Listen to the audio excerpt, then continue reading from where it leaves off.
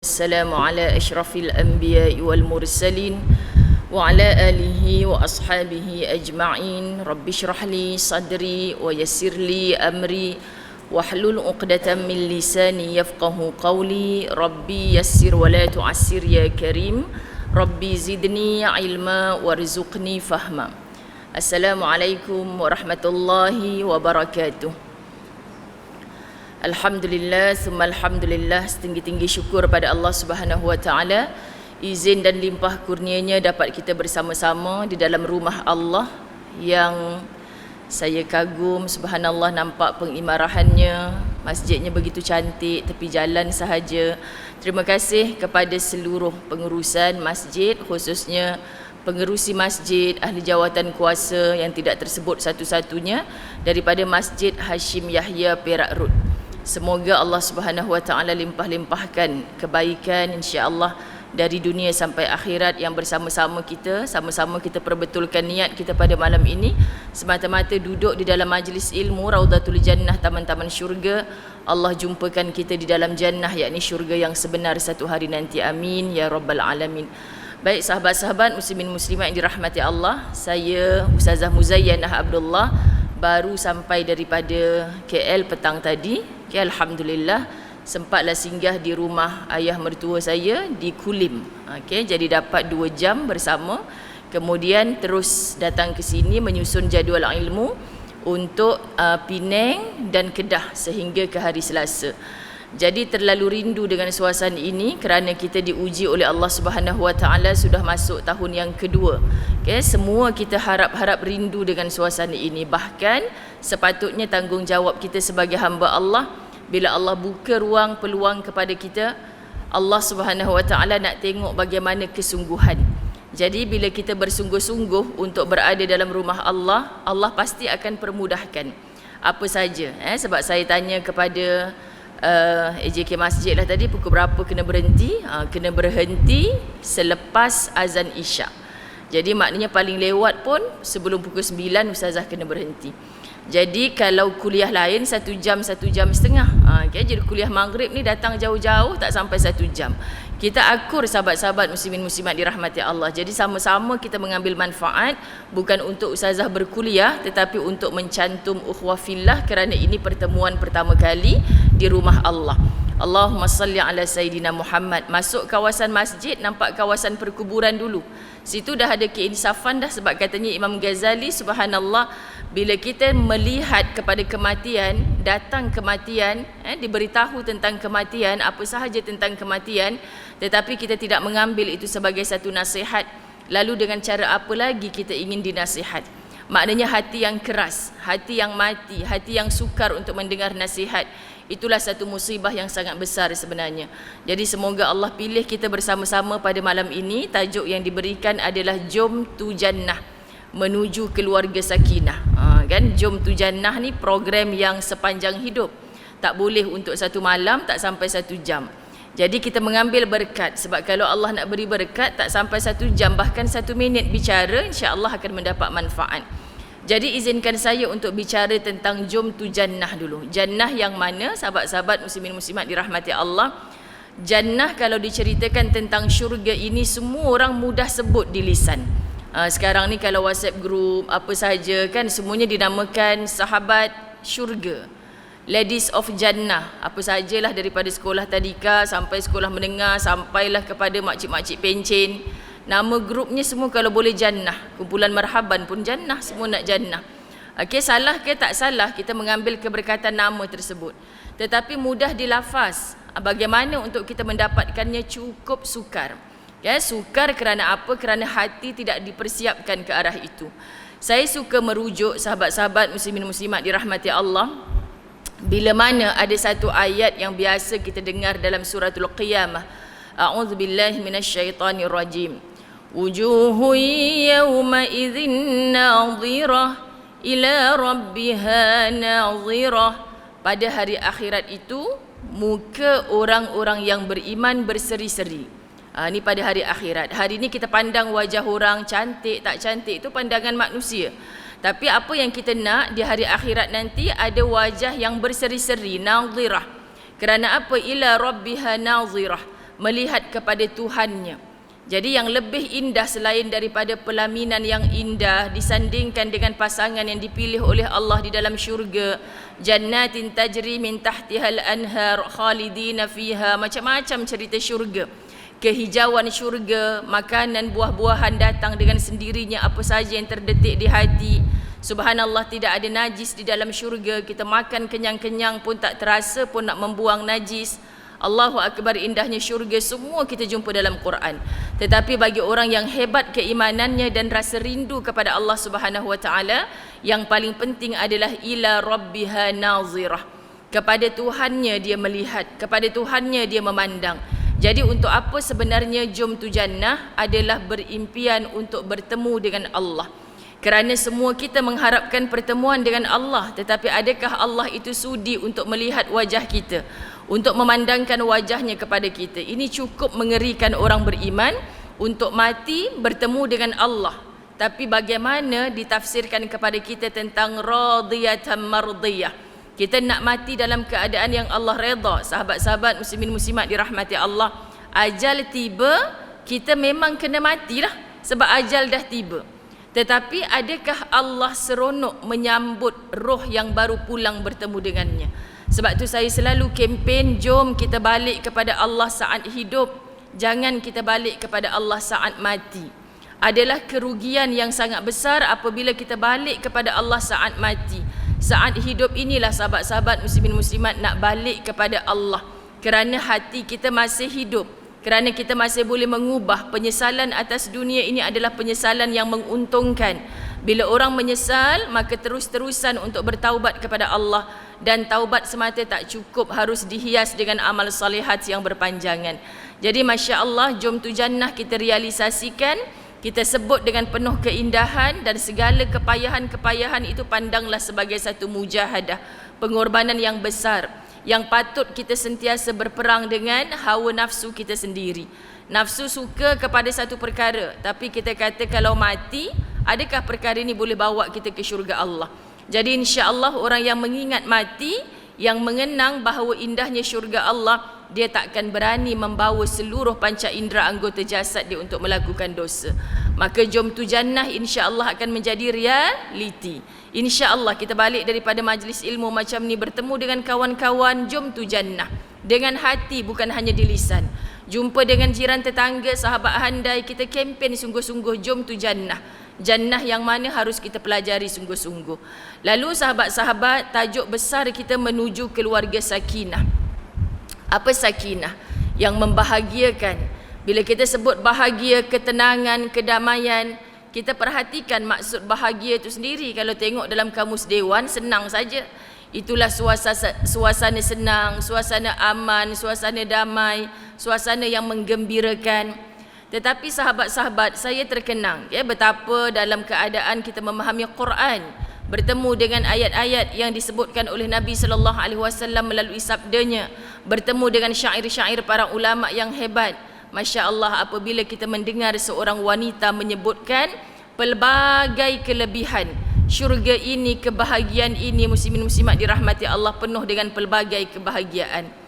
Tetapi akhirnya apa sahaja yang bahagia dia pandang dalam minda dia, dalam hati dia, tidak ada bahagia mengatasi bahagia selain dia merasakan taqwa merupakan satu puncak pengabdian kepada Allah Subhanahu wa taala.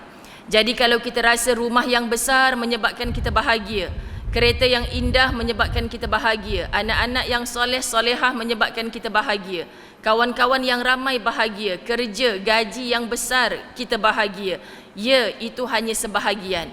Tetapi kalau hati tidak dihiasi dengan takwa, sahabat-sahabat, kita tidak akan merasa bahagia, yakni kebahagiaan yang hakiki. Jadi nak dapat sakinah, ketenangan itu, sahabat-sahabat dirahmati Allah, bagaimana kita nak memandang kebahagiaan, yang mana katanya sahabat kita ini, walastu aras sa'adah jama'a malin walakin at-taqiyah huwas sa'id. Masya Allah. Dan aku tidak melihat kebahagiaan hakiki dengan himpunan harta, tetapi orang yang bertakwa itulah sebenarnya orang yang bahagia. Jadi kita nak melihat bagaimana kita nak membentuk keluarga sakinah, sahabat-sahabat muslimin muslimat dirahmati Allah. Ada pelbagai saranan daripada para alim ulama, Ustazah mengambil beberapa yang untuk insya-Allah pada malam ini kita mendapat satu manfaat. Pertama sekali, jom kita pandang nak dapat keluarga sakinah yang membahagiakan, yang memberi bahagia, harus kita menjemput bahagia itu dengan bagaimana caranya kita memberi bahagia. Pertama, yakni rumah tangga akan bahagia, akan mendapat sakinah ketenangan dengan adanya isteri solehah. Masya Allah. Jadi yang belum berkahwin adalah bercita-cita untuk mendapat pasangan yang pasangannya adalah pasangan yang membahagiakan. Semua orang bila niat nak berkahwin nak dapat pasangan yang memberi bahagia. Tetapi apa persiapan dia untuk memberi kebahagiaan kepada pasangan? Justru kalau kita nak jadi seorang yang menemani kita itu adalah suami yang soleh, isteri yang solehah, adakah kita telah mengejar title yang sama? Justru barulah kita boleh berlari seiring, barulah kita boleh pass baton yang sama insya-Allah, dan kita menuju kepada garis penamat mencapai kemenangan. Jadi kita selalu sibuk dengan orang lain, pasangan kita membahagiakan ataupun tidak, tapi kita telah memberi bahagia yang sebenar ataupun tidak, yang ini kita tidak kaji sungguh-sungguh. Jadi ustazah selalu menyebutkan di mana-mana dalam kuliah muslimat khususnya, cukuplah di dalam sebuah rumah mempunyai seorang isteri solehah. Seorang isteri solehah di dalam rumah tersebut maksudnya dia boleh menjadikan suaminya soleh. Dia boleh membawa anak-anaknya menjadi soleh dan solehah. Kerana apa? Kerana isteri solehah itu, sahabat-sahabat muslimin muslimat dirahmati Allah, adalah satu kaedah, satu cara yang membawa seluruh keluarga. Kerana mereka ini adalah murabbiyah utama dalam rumah tangga. Jadi orang lelaki rasa tak syok dengan ceramah malam ni. Cukuplah di dalam satu rumah tu adalah satu wanita solehah. Bukan maksud ustazah nafikan masna wa sulasa wa ruba' tu. Makna satu rumah, kan, satu isteri solehah. Jadi rumah mana kita duduk, yang paling membahagiakan adalah yang paling solehah isterinya. Tak percaya tanya pada yang ramai isteri. Kan sahabat-sahabat, sebab tu jangan takut sangat. Jangan takut sangat. Farah Liana, sahabat-sahabat saya, Kak Nora. Kan, subhanallah. Kita nak sebutkan macam mana. Jadi wanita solehah dicampak ke mana pun kita adalah benih yang indah. Ditanam akan menyuburkan, subhanallah, menumbuhkan buah-buah yang baik. Dedaunannya yang rendang boleh menjadi tempat teduhan. Ustazah bagi contoh mudah isteri solehah, Masya Allah. Kalau kita berkahwin dengan pasangan yang tak berapa nak soleh, berkahwin dengan pasangan tak berapa nak soleh, elok sebulan kahwin nampak macam bahagia sebab baru-baru kahwin, 2 bulan, 3 bulan, 4 bulan dah keluar dah true colour yang sebenar. 4 bulan hatta setahun, abang kahwin dengan saya dah setahun dah, tak pernah lagi abang ajak saya balik kampung abang. Mak ayah ada lagi, duk kirim duit tu lain cerita. Biar jauh macam mana, biar pakai tol, pakai minyak sebagainya, asyik balik kampung saya saja, saya pun tak seronok sangat. Mak abang tu adalah tanggungjawab abang, wanita pertama yang harus kita santuni. Abang santuni itulah syurga abang selama-lamanya. Saya ni wanita kedua selepas ibu. Jadi wanita solehah akan menjemput syurga kepada suaminya, kerana suami walaupun berkahwin dengannya tak pernah melupakan ibu kepada suaminya. Kita takkan punya suami yang begitu seandainya sahabat-sahabat muslimin muslimat dirahmati Allah, suami kita tidak dididik oleh ibunya, tidak meminum air susu ibunya, tidak dikandungkan 9 bulan 10 hari oleh ibunya. Jadi bersyukurlah kepada Allah menghantarkan kita seorang suami yang baik itu. Hatta sahabat-sahabat muslimin muslimat dirahmati Allah sudah pasti mempunyai ibu yang baik di sebaliknya. Jadi ini mudah, sebab itu lelaki soleh yang panjang sujudnya, qiyamul lail sepanjang malam, tetapi apabila kita menyebutkan tak mampu membawa, memimpin isterinya ke jalan-jalan menjadi wanita solehah, lelaki soleh ini adalah lelaki yang gagal sebenarnya. Seorang lelaki soleh, mendakwa soleh, ibadahnya dengan Allah cukup baik, tetapi membiarkan anak-anak perempuannya keluar tanpa menutup aurat, berjoget-joget, menyanyi-nyanyi di hadapan media sosial seperti sekarang ini, tidak ada teguran, tak ada rasa cemburu dipegang tangannya oleh lelaki-lelaki yang bukan halal lagi baginya. Seorang ayah tidak ada rasa cemburu kepada anak perempuannya. Biar lama dalam sujud ayah-ayah, anda bukan soleh di sisi Allah. Jadi bagaimana kita nak menjemput? Subhanallah, isteri solehah inilah yang patut kita bina dalam sebuah rumah tangga. Maka kalau ayahnya lupa untuk menegur, kita sebagai ibu akan ingatkan, kamu anak perempuan, belum lagi ada hubungan ikatan yang halal dengan mana-mana lelaki. Jangan keluar berdua. Jangan kita menunjukkan aurat yang begitu dahsyat ini. Sahabat-sahabat muslimin muslimat dirahmati Allah, hatta dalam just stay at home yang kita diuji oleh Allah, kemudian kita kata anak-anak perempuan kita duduk di rumah saja, tak buat maksiat dosa di luar rumah. Seronok PKP ni ustazah, anak saya duduk rumah saja. Tapi dengan duduk di rumah saja, berapa banyak dosa yang dia lakukan hanya dengan pandangan mata, hanya dengan hujung jari semata. Jadi apa yang kita pantau wahai ibu dan ayah? Sebab itu takkan mungkin dapat bahagia, takkan mungkin dapat sakinah selagi mana kita tidak meletakkan diri kita sebagai isteri solehah. Tegur, pimpin, ajak, bagi tahu, nasihat. Ustazah dah bagi tahu, dah nasihat, tapi dia tak mahu ustazah. Macam mana dah kejut subuh tak nak bangun subuh, anak-anak dah dibangunkan tak nak bangun subuh, dalam rumah tu saya seorang je solat. Seorang je solat, kena teruskan solat. Jangan tunggu kita nak menjadi solehah menunggu suami soleh, menunggu anak-anak lelaki menjadi soleh, anak-anak perempuan menjadi solehah. Ini satu kesilapan yang sangat besar. Sebab apa? Sebab Allah perintahkan kepada kita dalam keadaan man amila salihan fali nafsi. Jawapan mudah kalau kita buat amal soleh, benda baik tu akan balik pada diri kita sendiri. Jadi wahai wanita solehah, kita belajar, kita mengetahui, kita mencedok ilmu daripada mana-mana. Jangan bertangguh, tunggu suami saya baik, jadi lelaki soleh, baru saya nak jadi wanita solehah. Lambat lagi lah sakinah atau bahagia itu nak datang dalam rumah tangga kita. Tunggu anak-anak saya hilang dah degilnya, cemerlang semua dalam pelajaran, barulah saya nak jadi ibu yang solehah. Lambat lagi lah sakinah tu nak sampai dalam rumah tangga kita. Masya Allah, maka bermula dengan diri kita, ibu-ibu yang dirahmati Allah. Pergiatkan mencari ilmu. Ni ramai muslimat depan saya. Pergiatkan diri kita mengumpul ilmu-ilmu Allah. Bukan kita nak sebut seminggu sekali, sebulan sekali, setahun sekali, tapi setiap hari. Saban hari mesti mendengar ilmu. Telinganya mendengar ilmu, matanya melihat ilmu. Ilmu bukan mesti membaca menulis, tetapi kita berhubung, bergaul dengan orang yang baik-baik pun kita mendapat ilmu. Kita berbicara dengan seorang tua yang punya pengalaman hidup, yang mendidik anaknya secara agama, kita belajar sesuatu. Balik rumah kita sembang dengan suami, ya Allah bang, tadi dekat masjid, dekat surau saya jumpa dengan makcik ni, ibu tunggal, anak 5 orang tapi semua berjaya. Macam-macam kerja dia buat dulu, struggle sungguh hidup dia. Saya tak tahulah kalau abang tak ada di sisi saya, boleh tak besarkan anak kita yang seorang ni. Jadi ilmu ni dengan pergaulan yang sehat. Ilmu ni kita mencari siapa yang berada di sekeliling kita. Begitu juga dengan media sosial kita. Apa yang mereka kawan-kawan kita selalu kongsikan, selalu tuliskan. Kita buka-buka Facebook, jom solat di awal waktu. Kita yang belum solat kita rasa terkesan. Allahu Akbar. Sahabat-sahabat, kita buka WhatsApp group, Masya Allah, tengah kongsi tentang zikir, amalan bulan Rejab, apa yang sepatutnya kita buat. Setiap grup yang kita ada tu berkongsi tentang amal-amal soleh. Mustahil tak lekat walau satu pun. Orang lelaki yang suka memancing kan, kenapa sanggup duduk 3 jam, 4 jam? Kadang-kadang ikannya tak dapat 4 ekor pun. Ustazah, kalau kita dapat 4 jam ni kurang-kurang seekor mesti lekat satu. Kalau hanya 4 minit duduk memang takkan dapat lah ustazah. Jadi lagi banyak pengaruh yang kita dapat daripada kebaikan, mustahil hati kita tak terjentik walaupun sedikit.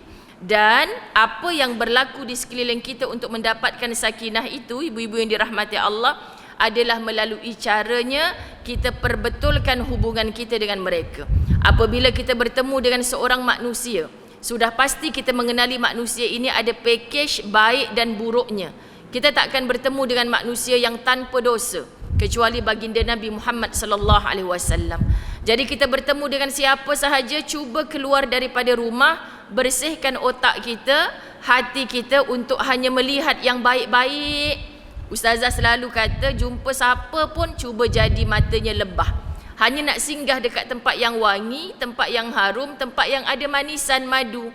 Tetapi kalau kita menjadi matanya lalat, kita nampak semua orang ada je nak tegur. Kopiah tak matching dengan baju Melayu, tudung tak masuk dengan kain. Sahabat-sahabat dirahmati Allah, nampak buruk semata. Jadi semua benda akan datang package yang sama macam tu. Pergi kenduri kahwin, sekarang dah boleh kan kita nak pergi kenduri semua. Tapi kenapa kita hanya nampak yang buruk? Kenapa kita tidak nampak yang baik? Silapnya pada hati kita. Masya Allah, sahabat-sahabat, kita selalu dengar dari mata turun ke hati. Tapi hati yang macam mana? Sebab itu bila hati kita bersih, kita hanya akan arahkan mata kita untuk memandang yang bersih, yang baik, yang wangi. Kita hanya akan beritahu kepada telinga pagi-pagi bangun tidur tu, setelah kita menyebutkan alhamdulillahillazi ahyana ba'dama amatana wa ilaihin nusyur. Tak hafal doa yang anak-anak tadika Islam hafal ni, cukuplah kita buka mata alhamdulillah. Kenapa alhamdulillah? Ada orang yang ditidurkan malam tadi, sepatutnya sementara subuh ni dibangkitkan semula oleh Allah, tetapi ternyata dimatikan selama-lamanya. Saya mengalami peristiwa itu lebih 20 tahun lepas, sahabat-sahabat muslimin muslimat dirahmati Allah. Abang sulung saya dalam usianya 35 tahun. Malam Jumaat, tadi bekerja elok saja sampai azan maghrib balik rumah. Lepas maghrib jadualnya mengajak anak-anak mengaji. Sampai pukul 10 malam. 11.30 malam anak sulung baru darjah 5, usia 10 tahun, masuk 11 tahun, sahabat-sahabat. Kenapa ayah baca Yasin? Tadi kan dah baca Yasin dengan budak-budak ngaji. Malam Jumaat jadual budak ngaji baca Yasin. Kenapa ayah baca Yasin lagi sekali saja? Ayah nak baca Yasin untuk orang yang mati. Untuk orang yang nak mati. Siapa nak mati tu ayah? Ayah baca Yasin sampai habis. Lebih kurang pukul 2-3 pagi, kakak ipar saya tengok lain macam keadaan. Janganlah bergurau abang. Selalu nak buat-buat mati. Buat orang risau je. Rupanya mati sungguh dah, sahabat-sahabat dirahmati Allah, dalam tidurnya. Tak bangun, telefon mak saya, aksiden ke? Sebab mak tanya, sebab apa mati? Jawapannya kerana ajal, Allah berkehendak. Tak mesti tua, tak mesti sakit. Kalau kita hidup, kita berpotensi untuk mati. Jadi semua yang hidup ini sahabat-sahabat bersiap sedia untuk mati. Tua, muda. Tanya pada diri persiapan apa? Kalau mata kita hanya melihat yang buruk, adakah kita nak mati dengan mata yang begitu? Telinga kita hanya suka mendengar yang buruk, adakah kita nak mati bawa telinga yang begitu? Tangan kita sehingga mati hanya mengambil hak yang tak sepatutnya kita ambil. Kaki dibawa kepada tempat yang bermaksiat kepada Allah. Adakah tubuh jasad itu yang kita akan bawa masuk ke dalam liang lahat? Subhanallah, saya sampai sini pertama kali saya urut dada dulu. Nampak kubur di tepi masjid. Nampak 2 van jenazah. Saya sebut dengan ustaz, bang ingat tak hari tu kita pergi Kelantan, nampak masjid tu buruk sangat. Tak adalah masjid baru, masjid yang cantik. Masjid tu pun dah kelihatan lama, tua. Saya tengok dia punya van jenazah. Subhanallah, bahasa kita kata rasa nak gelai dah. Ustazah, boleh tak kalau kami minta bantuan bila-bila ustazah pergi ceramah sana sini? Kan kita nak sangat dapat van jenazah baru. Saya kata dekat tempat-tempat yang saya pergi macam ni, van jenazah sampai 2 biji. Van jenazah nampak baru. Baru saya balik daripada kuliah Masjid Mardiyah di tempat saya. Ustazah, alhamdulillah kami dapat van baru. Dalam hati kata, Masya Allah, bukan van depa ni baru lagi ke? Tapi rezeki orang hantarkan, Masya Allah. Jadi ustazah teringat bila pergi ceruk-ceruk kampung, kan sahabat-sahabat, nampak tempat tu, van dia tu dah bawa ribuan jenazah, berpuluh tahun dah. Tapi masih lagi boleh digunakan.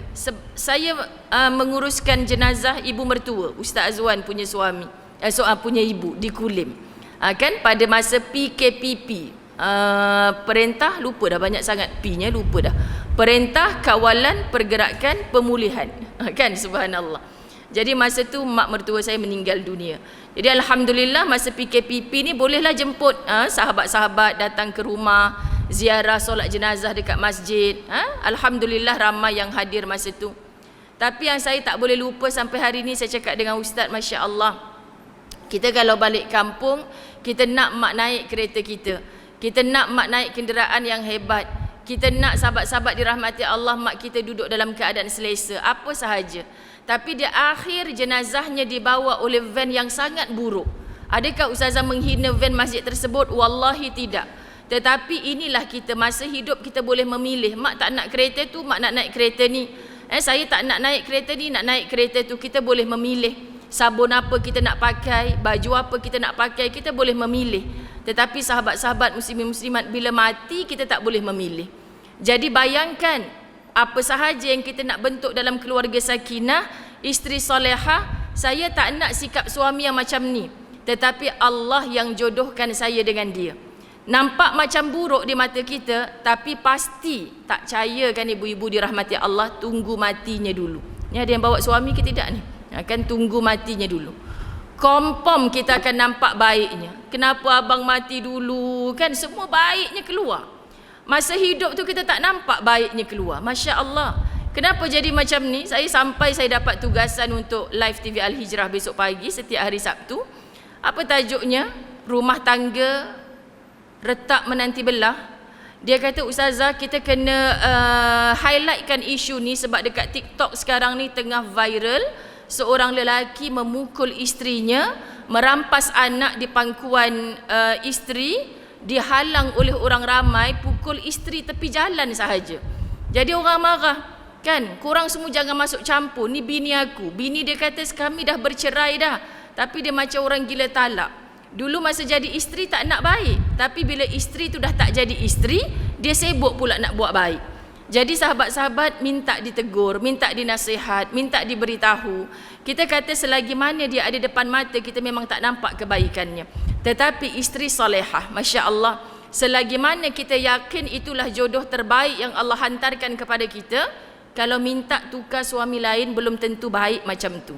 Macam itulah kita nak sebut. Sebab itulah yang Allah Subhanahu Wa Taala hantar. Jadi kat mana baiknya Ustazah? Kalau dipukul sehingga mudarat tubuh, sehingga luka tubuh badan kita, boleh kita buat laporan polis. Tapi sahabat-sahabat kena jumpa doktor dulu. Ni suami-suami dengar ni sahabat-sahabat. Ini tips yang kita nak bagi tahu kepada isteri solehah. Jangan kita sibuk mengutuk, cerita dekat Facebook, jumpa ipaduai bercerita buruk suami. Sebenarnya bila rumah tanggamu mula goyah, ada fitnah yang datang kerana mulutmu sendiri.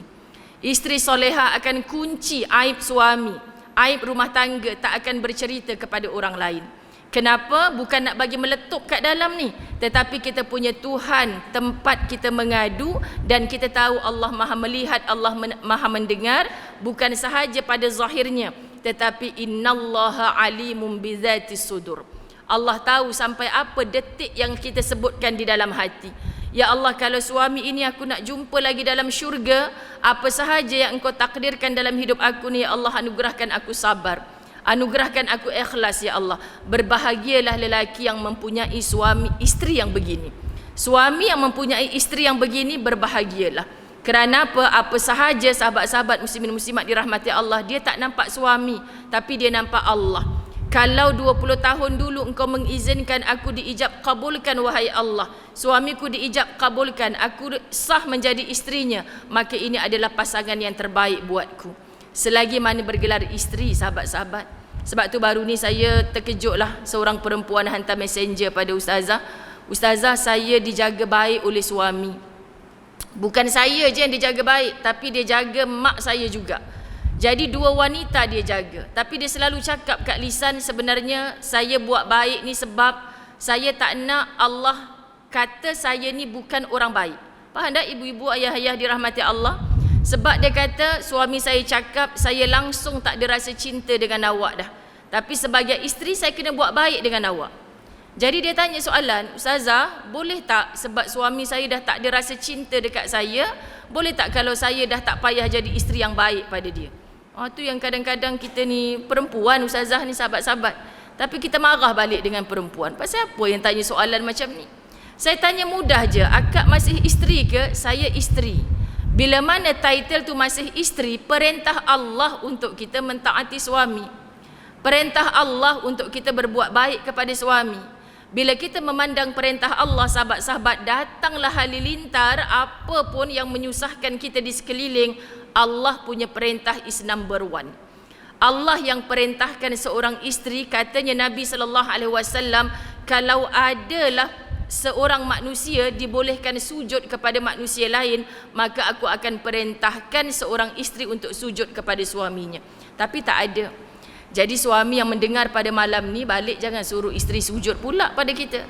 Sebab tak ada perintah yang begitu, Masya Allah. Tetapi begitu baik mulianya agama Allah untuk menjadi isteri yang salihah, hanya memandang Allah. Seperti mana Asiyah berada di sisinya Fir'aun, sejahat-jahat manusia, tetapi yang dia minta kepada Allah, binakan aku sebuah rumah di dalam syurga, wahai Allah. Apa maksudnya? Jahat macam mana selagi tidak mudarat. Kalau mudarat tadi jangan jumpa polis dulu. Nanti polis kata ni hal-hal rumah tangga pun jumpa polis. Jumpa doktor dulu. Kenapa nak jumpa doktor? Sebab tunjuk lebam kena pukul, berdarah kena pukul, baru laporan tu laku dekat balai polis. Barulah kita boleh bawa pergi mahkamah, barulah nanti boleh dibicarakan. Ini kita bertindak tanpa ilmu. Ini kita bertindak tak mengikut undang-undang. Maka akhirnya kita kata susah jadi wanita dalam Islam. Semuanya orang lelaki yang menang. Kita tak bertindak mengikut apa yang dikehendaki. Jadi sahabat-sahabat muslimin muslimat dirahmati Allah, tolong dengan sangat untuk kita menjadi isteri solehah. Kerana apa? Kerana kita hanya memandang syurga.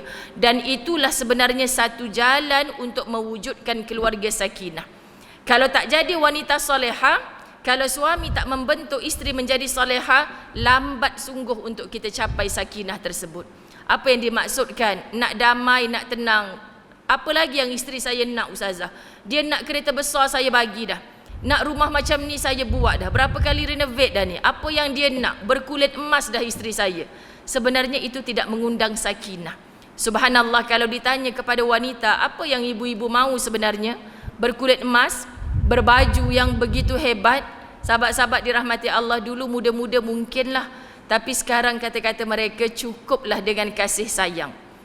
Tapi nanti ada yang jawab pula, Ustazah, sayang tu tak menggemukkan kita. Kan? Subhanallah. Makan yang sedap-sedap tu baru menggemukkan kita. Subhanallah. Jadi kita nak sebutkan apa, ibu-ibu dirahmati Allah? Perlukan kasih sayang. Jadi bila kasih sayang dah mati, susah untuk membina sakinah tersebut. Dan bila ditanya kepada kaum muslimin, ayah-ayah, lelaki-lelaki yang beriman, apa sebenarnya yang dituntut daripada seorang isteri? Betul lah, mau tak bahagia kalau setiap kali balik kerja dibukakan kasut, dibukakan stokin, diletakkan air, hidangan yang indah-indah, nikmat di depan mata. Bohong tak bahagia. Tetapi sebenarnya bukan semua orang mendapat macam tu. Apa sebenarnya yang kita mahu? Wahai ayah-ayah lelaki yang beriman, yang katanya Allah dalam Quran, Ar-rijalu qawwamuna 'alan nisa. Lelaki ni pemimpin kepada orang perempuan. Lalu apa sebagai pemimpin kita nak rakyat kita, orang yang kita pimpin, tolong hormat kerana aku adalah suami. Maka orang lelaki, ibu-ibu dirahmati Allah, nombor satu yang mereka minta hanyalah hormati mereka sebagai suami. Sebab Allah yang angkat mereka sebagai pemimpin. Walau gajimu lebih besar, wahai wanita, berbanding lelaki. Walau rumah ni atas nama rumah saya, abang, nama saya rumah ni. Kereta nama saya yang bayar tiap-tiap bulan. Itulah orang perempuan kadang-kadang. Gelak, jangan gelak. Subhanallah, Allahumma salli ala Muhammad. Akhirnya suami baru diberhentikan kerja dalam PKP, berantakan. WhatsApp Ustazah Zai, Ustazah, saya rasa rumah saya ni dah macam neraka dah. Dah kenapa neraka pula? Sebab suami kena berhenti kerja. Berapa bulan berhenti kerja? 2 bulan. Kan tak ada dah duit simpanan, habis dah, mati dah saya ni. Dia nampak duit, tak ada duit, maka akhirnya tidak sakinah. Salah. Saya cukup kesian. Bila datang mengadu hanya kerana tak cukup duit, hanya kerana sahabat-sahabat dirahmati Allah kita rasa dipinggirkan, sebenarnya tolong balik kepada Allah.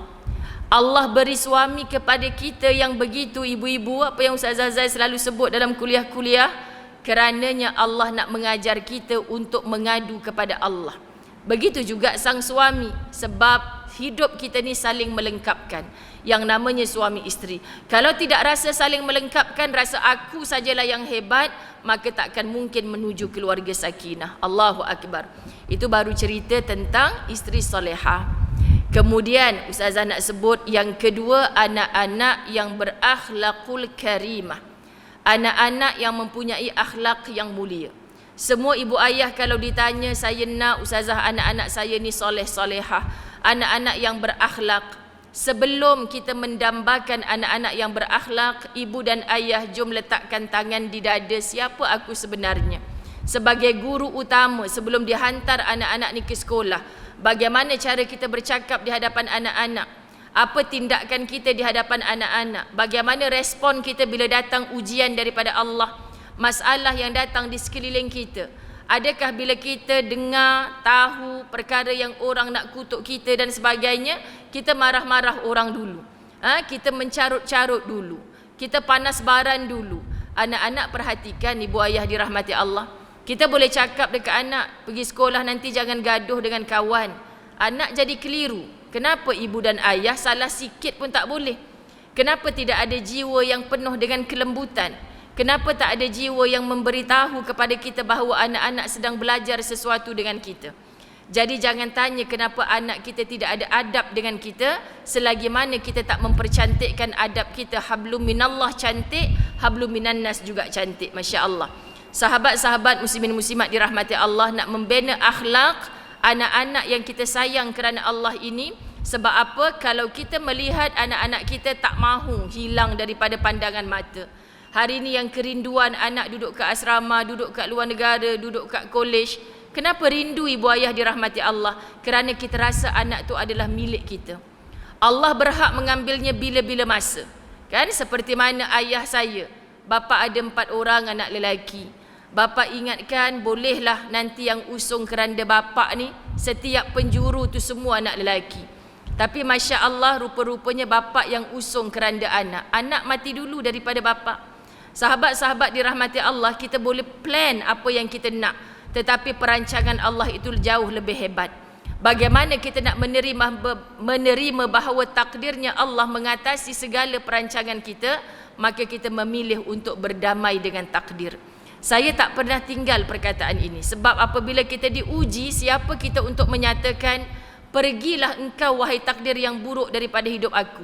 Sedangkan Allah memberi nampak macam buruk di mata kita, Allah sedang mentarbiah kita untuk menjadi manusia yang sangat baik. Subhanallah, kita perlukan siapa saat ini? Anak-anak yang memberi masalah kepada kita, ibu-ibu dirahmati Allah, adalah untuk menguatkan jiwa kita. Jadi ayah-ayah yang kena kejut anak walaupun anak dah besar di waktu subuh, ibu-ibu yang kena kejutkan anak, ingatkan anak sentiasa. Sebenarnya Allah sedang test kita. Di mana nilai sabar kita? Apa ujian yang sebenarnya Allah beri pada kita? Sebab itu makin tua kita makin lembut hati. Makin tua kita makin sejuk apabila kita didatangi dengan permasalahan yang demikian. Subhanallah.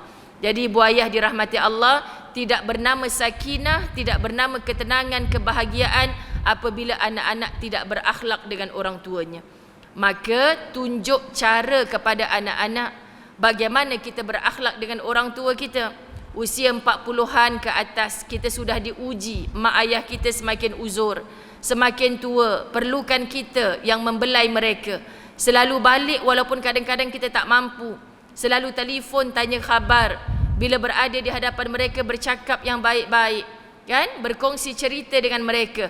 Anak-anak tak payah dihantar ke sekolah untuk belajar bagaimana cara nak baik kepada kedua orang tuanya. Apa yang dipertontonkan oleh ibu dan ayah kepada nenek mereka, atuk mereka, itulah yang akan mereka tiru. Jadi ibu dan ayah, tunggu untuk 20 tahun akan datang. Tunggu untuk 30 tahun akan datang. Siapa nanti anak-anak kita akan menyantuni kita dengan cara yang telah kita ajarkan kepada mereka 20 tahun dulu, 30 tahun dulu. Kalau kita tak mahu anak-anak kita buat macam tu kepada kita, maka hari ini perbaiki akhlak kita dengan orang tua kita. Perbaiki akhlak kita dengan adik-beradik kita. Perbaiki akhlak kita dengan jiran tetangga kita. Jadi sahabat-sahabat muslimin muslimat dirahmati Allah, kita mulia dan dijamin syurga oleh Allah Subhanahu wa taala apabila kita mati dengan kalimah syahadah la ilaha illallah Muhammadur Rasulullah. Tetapi yang paling baik di kalangan kamu, katanya Nabi sallallahu alaihi wasallam, adalah yang paling baik akhlaknya. Jadi kat mana kita nak belajar akhlak? Sudah pastinya qudwah hasanah kita adalah baginda Nabi sallallahu alaihi wasallam. Bila mana Nabi diajarkan oleh Allah Subhanahu wa taala, qul in kuntum tuhibbunallah fattabi'uni yuhibbukumullah wa yaghfir lakum dzunubakum. Kalau benar engkau cintakan Allah, sahabat-sahabat ni Allah yang cakap dengan Nabi sallallahu alaihi wasallam, bagi tahu dekat depa semua ni. Maknanya kita nak habaqlah kalau kita ni ikut Nabi sallallahu alaihi wasallam dengan kalimah fattabi'uni, ikutlah akan daku. Saya selalu malu nak sebut kalimah ni sebab kita kata nak suruh ikut aku ni, aku yang macam mana? Maka kita akan sentiasa perbaiki diri. Baru kita berani bagi ayat tersebut kepada orang lain. Baru kita berani amalkan ayat ni, insya-Allah orang mudah tunduk kepada kita. Tapi kita hanya cakap di zahirnya saja kebaikan, hati penuh dengan busuk. Macam mana ibu ayah yang dirahmati Allah? Sebab itu perbaiki diri kita, Allah akan datangkan orang yang baik-baik di sekeliling kita. Allahu Akbar. Ketiga, keluarga yang barakah. Tadi anak-anak yang memberikan akhlakul karimah kepada kita, yang disebutkan sebagai keluarga barakah. Perhatikan bagaimana cara kita menghidupkan rumah kita sebagai masjid. Macam mana ibu-ibu, ayah-ayah kita mampu mewujudkan suasana rumah kita seperti masjid, memasjidkan rumah. Ini berlaku dalam pada kita diuji dengan wabak Covid. Tak boleh keluar rumah, tak boleh datang ke soft solat berjemaah. Ya, saat itu kita marah, kenapa rumah Allah harus ditutup? Tapi dalam pada kita marah rumah Allah, yang kita nak mencegah wabak ini tersebar luas, bagaimana kita memasjidkan rumah kita? Kita mencarut-carut, marah pihak itu pihak ini, tapi dalam rumah ada isteri, ada anak-anak, kita tak wujudkan suasana jamaah. Selagi mana tiada keadaan solat berjemaah di dalam rumah kita sendiri, jangan mimpi untuk mewujudkan keluarga sakinah. Minta maaf sebut, ini hakikat ibu ayah dirahmati Allah. Jadi tak perlu jadi ustaz, tak perlu jadi qari'ah, sedap bacaan baru boleh jadi imam, tak. Cukuplah jangan berhenti untuk belajar mempercantikkan bacaan, terutamanya bacaan Fatihah kita. Nampak isteri lebih banyak guru tajwidnya, kita baru mengimami solat sekali. Isteri tegur elok-elok, cakap elok-elok, alhamdulillah bang, 20 tahun kahwin, pertama kali abang menjadi imam saya yang sebenar.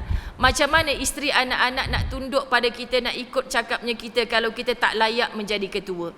Dan apa ciri ketua?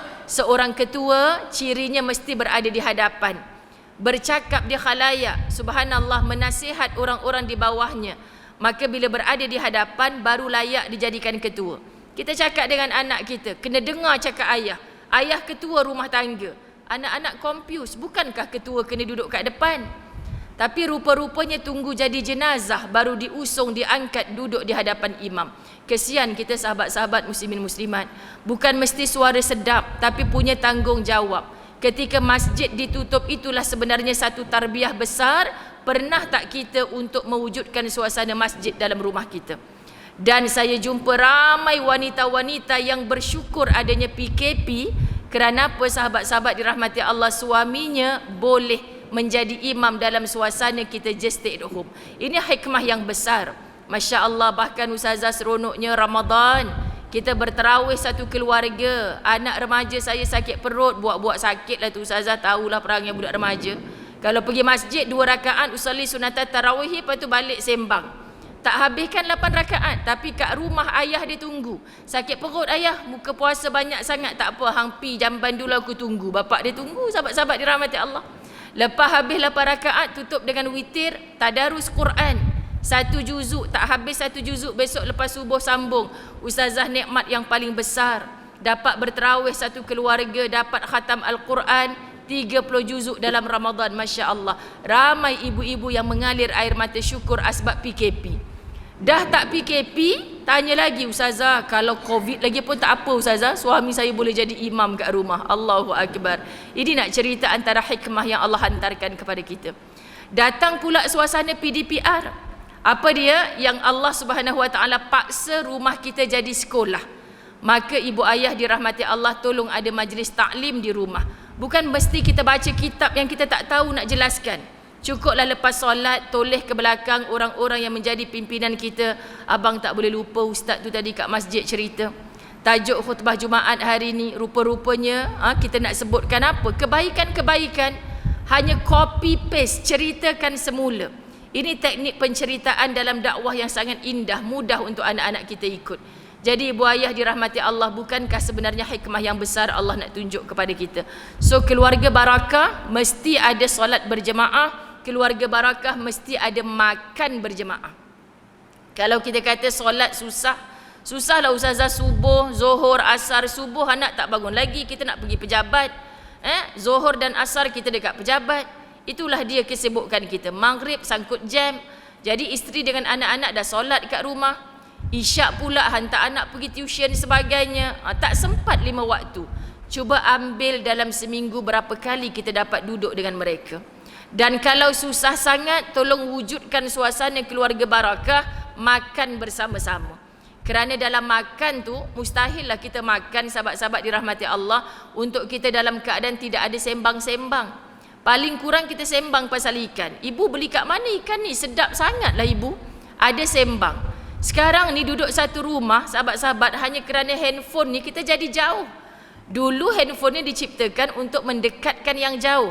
Tapi sekarang kerana handphone ni, yang jauh, yang dekat jadi jauh.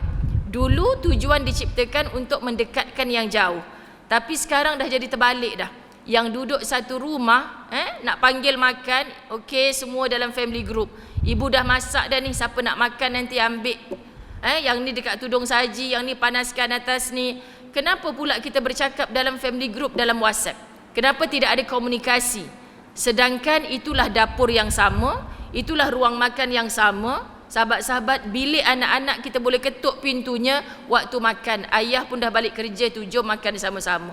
Sibuklah ibu, assignment belum siap ni, makan. Bukannya nak lama pun sembang sekejap dengan ayah. Wujudkan suasana solat berjemaah, makan berjemaah.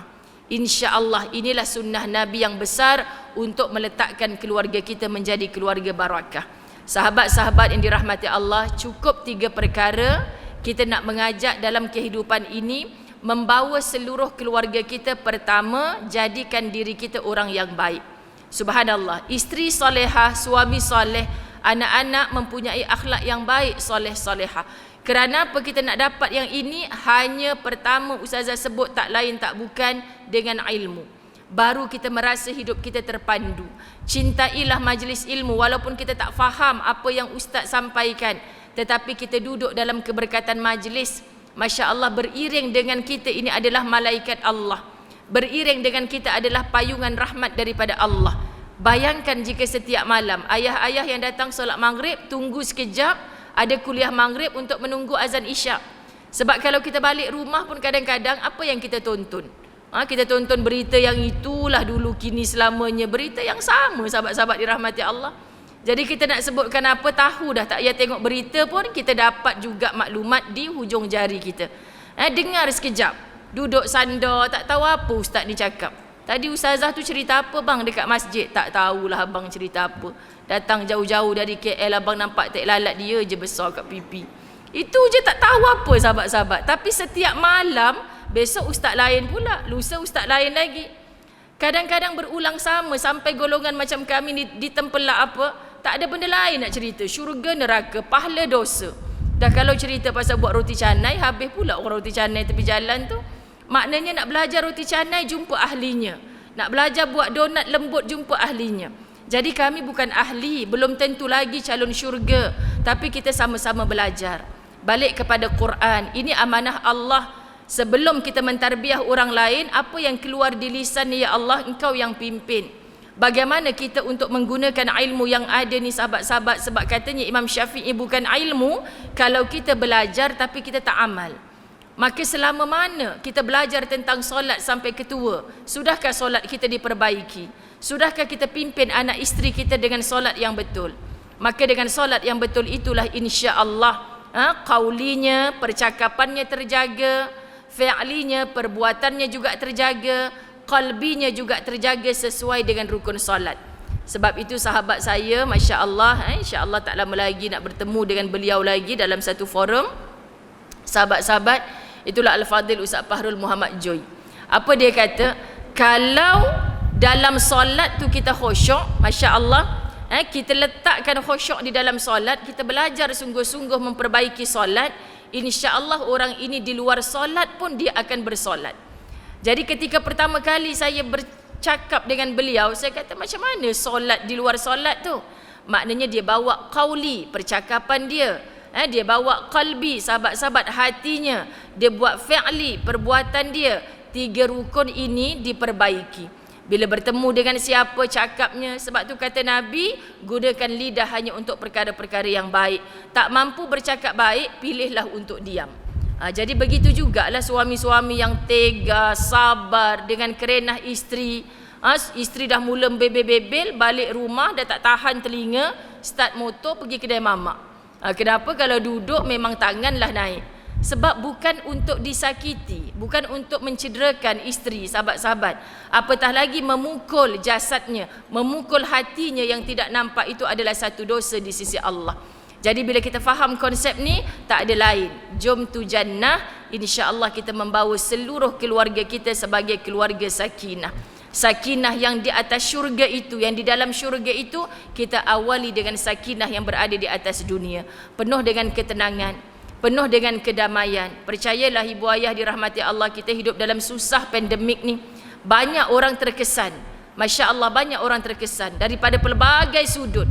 Tapi kenapa masih ada orang duduk di rumah sempit, lapang dadanya, terasa tenang.